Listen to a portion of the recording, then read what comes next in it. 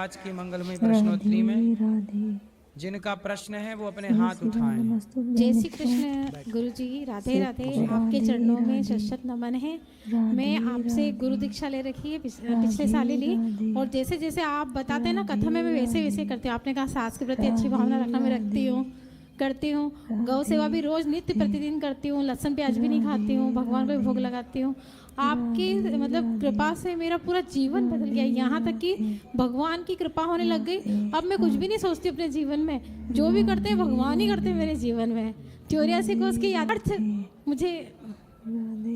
वृंदा मतलब तुलसी, तुलसी का वन जहाँ हो उसे वृंदावन कहते हैं। अच्छा, वो वृंदावन है, ठीक है। और गुरुजी मेरा जीवन का और कोई मार्गदर्शन में? बस आप सुन रहे हैं कथा, उसी में सब कुछ है। जी जी, राधे राधे। सबको थोड़ा थोड़ा सबको मौका दें, सब तक बात पहुँचे। खुश रहिए भैया। राधे राधे। हाँ मैया। जो राधा और कैसी के पीछे सांप उनका बेटा था। कान में नहीं मैया, मुंह में लगाओ माइक, मेरी माँ। वो राधा और कैसन जी के पीछे क्यों पड़ गया था? सांप जो बेटा था, टीवी पे दिखाया था। फिर से बताओ, अभी कान फिर में माइक उसके लगाई तो समझ में नहीं आया है नहीं। अब बोलो शुरू से। मैया बोलो, क्या प्रश्न है आपका? कृष्ण और राधा के पीछे बहुत पड़ गया था सांप। है बेटा जो है जामवती का बेटा। कान में नहीं लगाते मेरी माँ। अच्छा हाँ हाँ, ठीक है। क्यों पीछे पड़ गया था? कौन? वो जामवती का बेटा हाँ, कृष्ण राधा के पीछे। जाम्बवती तो जामवंत जी की बेटी है। हाँ तो जामवंत जी की बेटी जाम्बवती का विवाह भगवान से हुआ, ठीक है। एक मणि थी, वो 17 जिद जी की रसैन मणि पहन के चला गया जामवंत जी तक। वो कैसे पहुंच गई? भगवान ने जामवंत जी इस युद्ध में संतुष्ट किया और मणि लाके और फिर उनसे विवाह किया जाम्बवती जी से। ऐसा है? हाँ, नहीं वो कृष्ण जी से भी पीछे पड़ गया था, टीवी में दिखाया था। कौन? जामवती का बेटा सांप। नहीं, भगवान के पीछे नहीं पड़ा, वो तो टीवी में तो कुछ भी दिखा रहे टीवी में हैं। गलत दिखाया होगा। हाँ, अच्छा ठीक है। खुश रहिए। आपकी बंसी नहीं, आप भी पागल कर जाते हो। 3 बजे से फौरन लग जाता है, मस्त हो जाते हैं। कहाँ से आई हो आप? घर में रौनक हो जाती है। कहाँ से आई? हाथरस से। हाथरस, बहुत रौनक हो जाती है। मैं यहाँ पे रहना भी चाहती थी। ठीक है। हाँ, मेरा बेटा तो कह रहा था थोड़े दिन बात करने में कई बार आई थी आपसे। ठीक है मैया, एक धरी मोहलत दे दो। खुश रहिए, खुश रहिए। राधे राधे। महाराज जी राधे राधे जी। आपके चरणों में कोटि कोटि प्रणाम जी। मैं देवी भागवत पढ़ा और श्रीमद् भागवत पढ़ा, तो उसमें परीक्षित जी की जो बताया गया है, देवी भागवत में कुछ और है और श्रीमद् भागवत में कुछ और है। तो देवी भागवत जी में क्या पढ़ा आपने? देवी भागवत में ये था कि तक्षक नाग फल में छिप के बैठा था और राजा जो है 7 महल ऊपर, 7 मंजिला ऊपर रहा था बचने के लिए। और श्रीमद् भागवत में लिखा है कि गंगा के किनारे सुखदेव जी उनको कथा सुना के चले जाते हैं, फिर तक्षक आके उनको डसता है। तो ये दोनों भेद कैसे? बोलिए गौरी गोपाल। बापू तो को मार देवे हम। राधे राधे। ये बीच बीच में इसका पास पैसा नहीं था, उसने जो है ब्याज ले लेकर उसको पैसा दिया। आपको भी कोई पकड़ के काट के और पका के खाए, आपको अच्छा?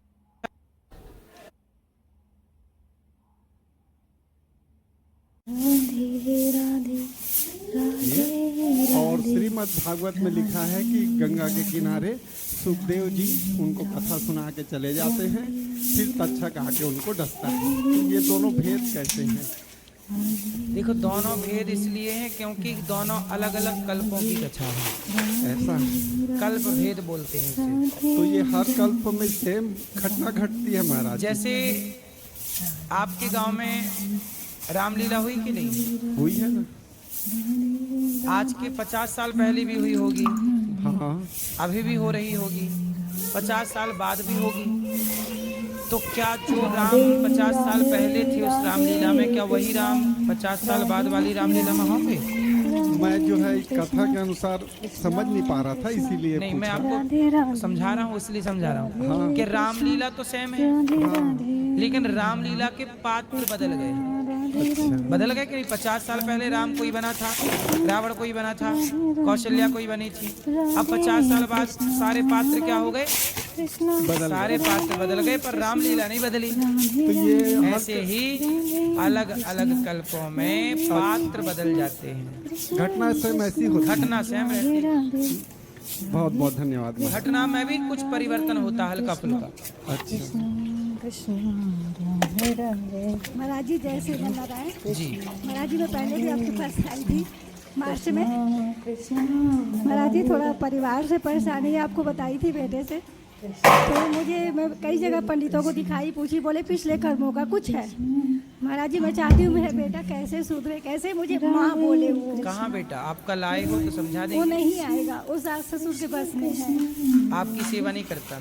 बात भी नहीं करता, माँ भी नहीं बोलता कब मुझे। से? 3 साल हो गए। शादी के पहले सही था? शादी 4 साल हुए। वो ससुराल वाले को माँ बाप मानता है, अपने सास ससुर को, और मेरे को दुश्मन मानता है। नहीं, शादी के पहले ठीक था आपका? बहुत ठीक था महाराज जी, बहुत ठीक था। मतलब मेरे बेटा जैसे कोई दुनिया में है ही नहीं, ऐसा लगता था मुझे। महाराज जी उसके लिए मैं क्या करूँ? 2 देखो, बच्चे थे, शादी के बाद बेटियां पराई होती हैं, ये तो लेकिन सुना बेटा था। पराया हो गया मेरा तो। शादी के बाद देखो इनका तो बेटा ही पराया हो गया। और एक ही बेटा है महाराज जी, और एक ही बेटी है। दोनों की शादी हो गई। और बेटी को बहन नहीं मानता, जीजा को जीजा नहीं मानता। और दामाद मेरे घर में आते उनको नमस्ते तक नहीं करता है वो। मेरी एज तो सास ससुर ऐसे कैसे हैं कि कुछ उन्होंने महाराज जी बोलते हैं कुछ कर दिए, इसको अपने बस में कर लिया। उन लोग गरीब थे महाराज जी, और लव मैरिज किया हुआ है। ये शादी मोबाइल वाला चक्कर था, हमको पता नहीं चला। तो वो पति पत्नी खुश हैं? अब खुश तो मेरे सामने तो दिखाते हैं, और मैं उनके घर में जाती नहीं हूँ, ऊपर रहते हैं उन लोग। उनका बच्चा है छोटा 2 साल का, वो बस मेरे पास आता है, माँ माँ बोलता है, बट बेटा बहू कुछ भी बात नहीं करते तो हैं। बहू ही बात नहीं करती? उसी का तो सब किया हुआ है महाराज जी। जैसे वो मायके भी जाती है, बोलते हैं अपने माँ का खाना मत खाना, अपनी माँ के हाथ का। होटल में खा रहा है अभी 20 दिन से वो। चलो, भगवान कम से कम वो पति पत्नी खुश हैं, ये भी ठीक है। आप भी खुश रहिए। अब महाराज जी देखो, मेरी एज 53 है। मैं चाहती हूँ सेवा दान पूर्ण कुछ भी करूँ मेरे घर कितने के साल लिए। का है बेटा आपका? 31, आपसे 2 ही साल छोटा है। महाराज जी एक आप, एक वो। आप इतनी छोटी उम्र में कितने अच्छे अच्छे काम कर रहे हो महाराज जी। बहुत अच्छा लगता है आपका सब कार्य वगैरह देखकर। महाराज जी मैं क्या करूं? सेवा दान पुण्य कुछ भी मेरे को बताओ जिससे वो उसको ठीक। लेके आओ ना हमारे नहीं पास। आएगा, नहीं आएगा। अच्छा, आपने कभी उसे सत्संग में जोड़ा? बचपन में बहुत सत्संग करवाई हूँ मैं, फिर दोनों बच्चे को। जब उन लोग 3.5-4 साल के थे, सारी समूह रटत भी ना बुक के, और हमेशा सत्संग करवाई, कभी ले दान आना हमारे करवाई। पास। नहीं महाराज जी, वो अपने मामा नाना मौसी किसी से बात नहीं करता है। यहाँ तो लाना पॉसिबल ही नहीं है। महाराज जी मैं क्या करूँ कि वो ठीक हो जाए? बताइए, कुछ बहुओं की ऐसी भी क्या विद्या है कि अपनी माँ से ही बेटे को दुश्मन बना दिया? महाराज जी ये भी एक पढ़ाई पढ़ती होंगी कुछ बहुएं ऐसी, है ना? महाराज कहाँ जी हम पढ़ती लोग होंगी अग्रवाल भगवान? है, जैसे हैं? हमारे में हम लोग अग्रवाल है। हमारे में बेटी के घर का खाते नहीं है, पहनते नहीं है। हम भी बेटी की शादी की अगर कुछ खा लिए तो हम पैसा पकड़ा के आते हैं कि दोष ना लगे। बेटी को हम लोग दान कर दिए महाराज जी, कन्यादान कर दिए। उसके माँ बाप है 4 टाइम खाते हैं, ऊपर से दुकान से कपड़ा भी भर के ले जाते हैं 20,000 का। मेरे बेटा पैसा भी नहीं मांगता है उनसे। तो बेटे की दुकान है? कपड़े की दुकान है, अच्छी है दुकान। पति की भी कपड़े की है, बेटे की भी तो कपड़े आपके की। पति अच्छे अभी कमाते हैं पति आपके? हाँ, मैं भी दुकान में बैठती हूँ। तो आप तो मतलब एक ही दुकान में बेटा भी बैठता है, आप लोग ही बैठते हैं? मैं जो पूरा पैसा गायब करते जा रहा है। ये मेरे पति हिसाब नहीं लेते हैं कि ये रूस जाएगा, घर छोड़ के चला जाएगा, तो चुप रहते हैं। पैसे की कोई दिक्कत नहीं महाराज जी, मुझे बस ये चाहिए कि मेरे बेटा मेरे से बात करे। उसके लिए मैं क्या करूँ? तो आप लोग बात करते हैं तो वो क्या बोलता है? आप अपनी ओर से बात करने का शुरू में प्रैक्टिस कर रही है। अभी 2 साल से तो मैं एक शब्द भी नहीं बोली हूँ उसको। नहीं तो आप बोलिए ना, बोलिए। पहले बोले महाराज जी। तो क्या बोला वो जवाब में? अब मेरे से नहीं बोलता, अपने पापा को बोलता, मम्मी को बोल दो मेरे से बात नहीं करेगी। और कुछ भी शिकायत करना हो, कहीं जाना हो तो पापा को बताएंगे, मेरे को नहीं बताते। तो पिताजी से बात करता है? गरज में और किससे करेगा? ताला चाबी लेना है या कुछ हिसाब देना लेना है, व्यापारियों का हिसाब करना है तो पापा से उस संबंध में करता है, बाकी बहुत बात छुपाता है। मैं उसके लिए क्या करूं महाराज जी? मैं अपने बेटा को खोना नहीं चाहती। नहीं, भगवान करे ना जाए वो कहीं, वो आपके पास ही रहे। महाराज जी कुछ बताइए ना उसके लिए। प्रार्थना ही की जा सकती। मैं ये देखो, कुसंग में कौन नहीं बिगड़ा, वरना कौन बेटा अपनी माँ से बैर करेगा? क्यों करेगा? कैकई माँ ने मंथरा का कुसंग ना किया होता तो कैकई कभी राम की दुश्मन ना होती। कुसंग पाके कौन नहीं बिगड़ा?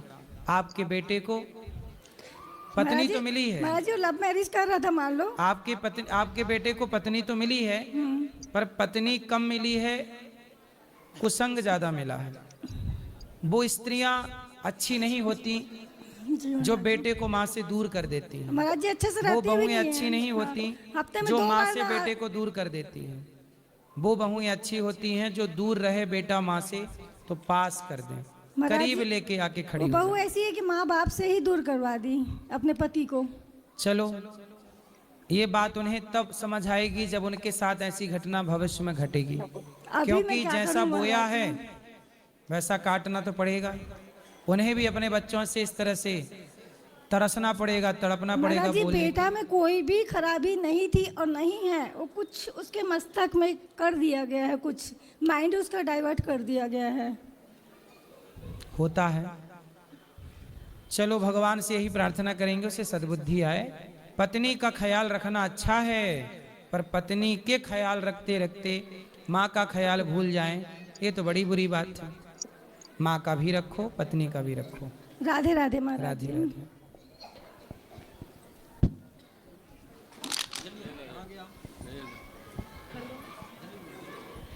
राधे राधे गुरुजी। जी, गुरुजी मेरा प्रश्न ये था कि चिकन खाना ठीक है? आपके हिसाब से ठीक है कि गलत है? गुरुजी मेरे ना मतलब कि ऐसा होता है कि फैमिली बोलती है कि खाओ, इसमें प्रोटीन है, बट एक मेरा मन होता है कि नहीं खाऊं, पर फिर जब वो ऐसे बोलते हैं कि खा लो तो फिर खाना पड़ता है। तो परिवार वालों से बोला करो कि प्रोटीन तो दूध में भी है, सोयाबीन में भी है, तो सोयाबीन की बड़ी खा के, सोयाबीन की सब्जी खा के, सोयाबीन का पदार्थ खा के क्यों ना प्रोटीन ले लिया जाए। दूध दही खा के क्यों ना प्रोटीन लिया जाए। और भी चीज़ों में प्रोटीन है, क्यों मुर्गा ही खा के प्रोटीन लेना है या मछली से ही? आप बताओ, क्या अपने स्वाद के लिए बेटा आपकी एक उंगली काट के हम खा जाएं, आपको अच्छा लगेगा? नहीं गुरुजी। और आप उसकी टांग खा जाती हो, मार डालते हो। आपको भी कोई पकड़ के काट के और पका के खाए, आपको अच्छा लगेगा? नहीं वो गुरुजी खुशी actually में खुशी ऐसा होता है कि क्या आप parents खुशी बोलते सुनो, हैं। क्या आप स्वयं खुशी खुशी किसी का भोजन बनना चाहोगी? नहीं। फिर वो मछली है, मुर्गा है, बेचारे उनका अपराध इतना ही तो है कि वो बोल नहीं पा रहे हैं। वो ये नहीं कह पा रहे हैं कि भैया हमारा अपराध क्या है, हमें क्यों मार रहे हो? जब आपके पास खाने को 56 भोग है तो क्यों तुम किसी की हत्या कर रहे हो बेटा? गुरुजी वो पेरेंट्स बोलते हैं कि वीकनेस आ जाते हैं, इसमें प्रोटीन होता है, इसे खाया वीकनेस करो। हम तो नहीं खाते, हमें तो कोई वीकनेस नहीं है। तुम्हारे उन घर वालों से ज्यादा काम करते हैं, बताओ। और घर वालों को कितना काम करते हैं उन लोग, उनसे बोला हम ज्यादा काम करते हैं, लेकिन हम तो नहीं खाते, हमें तो कोई कमजोरी नहीं है। गुरुजी वो ऐसा कहते हैं, उनका मानना है। वो मूर्ख हैं, अज्ञानी हैं। अब उन्होंने सोच ही लिया है कि हमें हत्या करनी ही है। तो दुर्योधन ने सोच ही लिया था कि द्रौपदी के कपड़े उतारने ही हैं। तो जो सोच ही लिया कि गलत करना है, उसे कोई रोक नहीं सकता ना बेटा। गुरुजी पर ना एक कोई ऐसा गलत कर रहा है, इसका मतलब ये नहीं कि वो गलत करने वाला सही हो जाएगा, वो गलत ही रहेगा सदा। गुरुजी मतलब ऐसा भी होता है कि कोई गॉड से रिलेटिव भी ऐसा होता है कि हमें कोई चिकन करना है या कुछ करना है, तो गॉड से, काली माता से रिलेटिव होता है, तो वो हमें प्रसाद के उसमें लेना ही पड़ता है। तो हम ऐसा क्या करें? अगर हम चिकन छोड़ भी देते तो उसे कैसे ऐसा है ना करें? कि आपके परिवार के लोग खाते हैं मांस। हाँ। अब सब लोग रोकते होंगे, तो वो लोग अपने मांस को देवी देवताओं से जोड़ देते हैं कि देवी देवताओं के नाम पे, तो प्रसाद के नाम पे। कौन सी देवी मांस चाहती है ये बताइए? ये मनमाना है बेटा। ओके गुरुजी। राधे राधे गुरुजी। जी, वो काली हमारे घर में पुछती है, कुल देवी है हमारी, तो उनकी बलि चढ़ती है हमारे। तो बलि चढ़ाने की परंपरा भी तो आप खाने वालों ने शुरू की है। हमारे पूर्वज है ना, जो हमारे घर के बड़े, उन्होंने तो उनको भी मांस खाना रहा होगा, हम जैसे लोगों ने रोका होगा, तो उन्होंने भी देवी के नाम पे स्टार्ट कर दिया, नहीं गुरुजी प्रसाद तो चाहिए। हाँ, क्योंकि प्रसाद खाना ही के था। तौर पे। तो प्रसाद, नारियल का प्रसाद खा लो, केले का प्रसाद खा लो, हलवा का प्रसाद खा लो, तुम्हें खून ही क्यों बहाना है प्रसाद के नाम पे? अब शुरू से होती आ रही है। तो शुरू से गलत हो रहा तो उसे चलाएंगे। भगवान कृष्ण ने भी अपने घर में शुरू से जो पूजा इंद्र की हो रही थी, उस गलत परंपरा को भगवान कृष्ण ने बंद कराया और इंद्र की पूजा बंद कराई और गिरिराज जी की पूजा स्टार्ट कराई थी। भगवान कृष्ण ने, भगवान के वंश में भी गलत परंपराएं थी, उन्होंने बंद कराई। तो आपकी भी परंपराओं में यदि गलत है तो सही कराओ। अब हम तो खाते नहीं, हमने तो छोड़ दिया, लेकिन है ना हमारे जो घर के बड़े हैं वो खाते हैं, वो बलि चढ़ाते हैं। तो उन्हें तो वो बलि चढ़ाते ही खाने के लिए है, कोई देवी से थोड़ी मतलब उनको। उन्हें तो अपने पेट भरने से मतलब, मेरा पेट हाहू मैंने दे काहू। वो तो देवी के नाम पे, केवल देवी को मुखौटा बनाए कि इनके नाम पे खाते रहो। हाँ जी। अच्छा, राधे राधे। और आपसे गुरु मंत्र लेना है, कब तक दो आप? अभी कल 12 बजे देंगे। कल 12 बजे। निर्गुण निराकार तत्व को ब्रह्म कहते हैं जी। लेकिन वही ब्रह्म जब सगुण साकार बनता है तो उसे ही राम और कृष्ण कहा जाता है। जी, तो मतलब ये किस एग्जिस्ट किस में करते हैं वास्तव में? भगवान तो देखो सर्वत्र है ना जी। भगवान कहाँ नहीं, उनकी व्यापकता कहाँ नहीं, ब्रह्म की व्यापकता कहाँ नहीं, जी।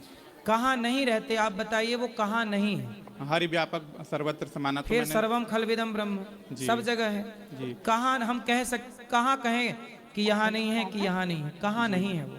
एक प्रश्न और था कि जैसे हमारे सनातन धर्म में जो गुरु बनाने की परंपरा है, उसमें ये माना जाता है कि गुरु जो है जन्म जन्मांतर से मतलब बनते हैं। तो यदि योग्य गुरु होते हैं तभी वह मुक्ति मतलब प्राप्त कराते हैं जो भी है। तो वास्तव में हम कैसे किसी व्यक्ति को कब गुरु बना सकते हैं, कब हम जाने कि यह व्यक्ति ही मतलब गुरु बन सकते हैं, या जैसे मतलब इस तरह? पानी पियो छान के, गुरु बनाओ जान के। जी।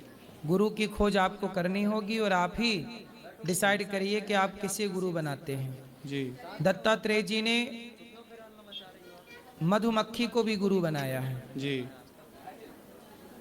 मधुमक्खी से सीखा कि ये पुष्प में बैठ के केवल रस ग्रहण कर रही है और बाकी सब चीजों को छोड़ रही है। जी। हम भी जीवन में कहीं भी बैठे शराबियों के बीच में भी, तो हम उनकी अच्छाई को ग्रहण कर लें और हर बुराई को छोड़ दें। जी।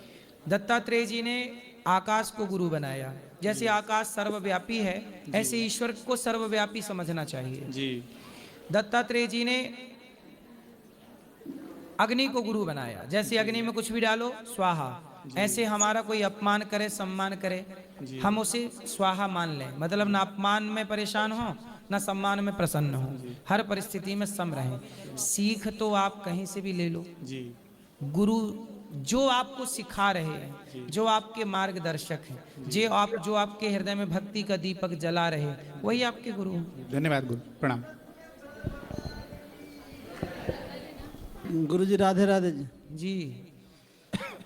जी एक बात आपसे पूछता हूँ। हमारा पत्नी एक आदमी को कम से कम 10 लाख रुपया दे दिया अपने ब्याज से लेकर के। आपकी पत्नी ने 1916 से लेकर इसे काम किया, आज तक वो पैसा नहीं मिला। किसने दिया पैसा? हमारा पत्नी ने 10 लाख दे दिए। हाँ, उधार लेकर 5 करोड़ 100 में 5 करोड़ ब्याज में लेकर के। तो आपकी पत्नी ने ब्याज लिए? ब्याज से दिया? हाँ। किसको दिया? एक आदमी को लालच दिया कि हम तुमको एक गाड़ी बना देंगे, एक बंगला बना देंगे। तो आपकी पत्नी के पास 10 लाख थे? नहीं हैं? हमारा पैसा को, मैं एक कंपनी में काम कर रहा था, तो वहाँ से जो पैसा हमको मिला था बैंक में रखा था। तो आपके पैसा जो मिला था आपने पत्नी को दिया होगा रखने के लिए? नहीं, अपना जो ग्राम्य बैंक था उसमें 2 आदमी खाता था, नाम था, तो उसी में हम रखे थे। तो एक ब्राह्मण था, उसने लालच दिखा कर सारे पैसा ने हरा लिया और बोला फलना बस, एक बस बना देता हूँ, उसका सीट चाहिए, वो चाहिए। बीच बीच में उसका पास पैसा नहीं था, उसने जो है ब्याज ले लेकर उसको पैसा दिया ना। यही जो गलत काम किया, इसीलिए हम आज तक वो पैसा नहीं मिल पाया। ये गलती के लिए पत्नी क्या कहा जाए? तो पत्नी ने दे दिया पैसा, ये गलत काम किया ना। उसका कोई एड्रेस है ना, उसका घर का कोई मतलब पहचान ऐसी है। अनजान व्यक्ति को दे दिया। अनजान उसको ऐसा फंसा दिया कि हम दोनों आदमी शेयर रहेंगे। मतलब हाँ लालच दे दिया मैया हाँ, को। हाँ। काय का लालच दिया? एक बस बनाएंगे, दोनों आदमी चलाएंगे। बस, अच्छा बस चलवाएंगे अपन हाँ 50-50 में। हाँ 50-50 में। इसलिए एक दोहा है, मक्खी गुड़ में गड़ी रहे, पंख रहे लिपटाए, हाथ मलहे और सिर धोने, लालच बुरी बलाए। लालच किया है तो परिणाम भी भोगना है। भुगत हो रहा हूँ हम जी। बस इसलिए ये आपके द्वारा सबको सीख है कि लालच ना करिए, आप अपनी मेहनत से, अपनी प्लानिंग से आगे बढ़िए। किसी अनजान व्यक्ति की सलाह लेकर के पैसे ना दे दीजिए। आजकल पैसे